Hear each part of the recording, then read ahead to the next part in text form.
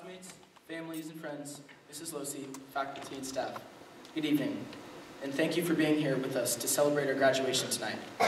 I'm very honored and grateful for having been chosen Students of the Year.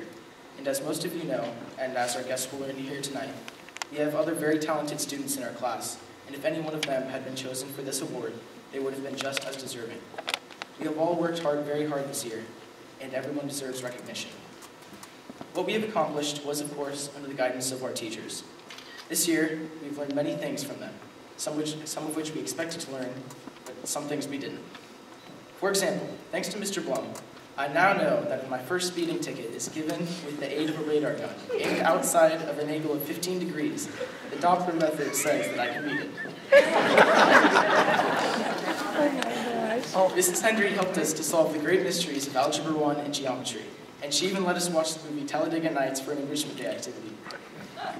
I couldn't quite enjoy the movie, though, because I was certain that any minute she'd stop the movie and say, "If a stock car travels at left-hand oval, moving at an average speed of 198 miles per hour, and is pursued by another car moving at..."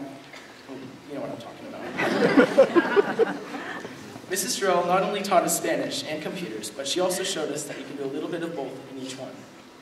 Mrs. Baldwin had us write, and write, and write. But she also showed us that English can be fun, especially in a room that's been devoured by pink and purple. Mr. Cleveland achieved the impossible this year, and there's no joke here.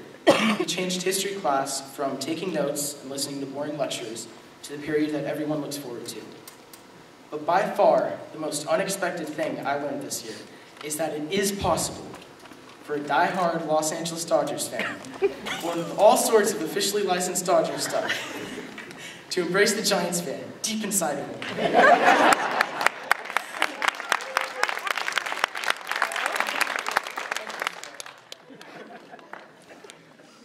But I also want to thank my elementary school teachers, Mrs. Rogers and Mrs. Parvin.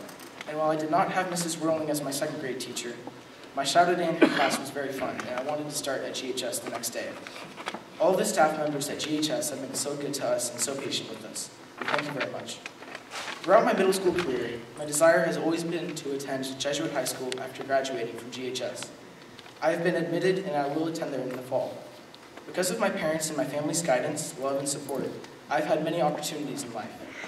One of the most important has been my years at GHS. Because of GHS, I've grown as a student, an athlete, and as a person, and I feel that I'm ready for just about anything. Each of my classmates has his or her own next step, and we are headed there because of our teachers. To my teachers, I thank you all for giving us a strong foundation on which we can build our future.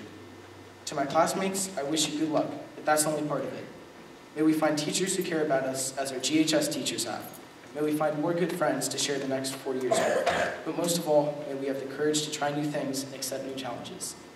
It's time to begin again. Thanks, and good night.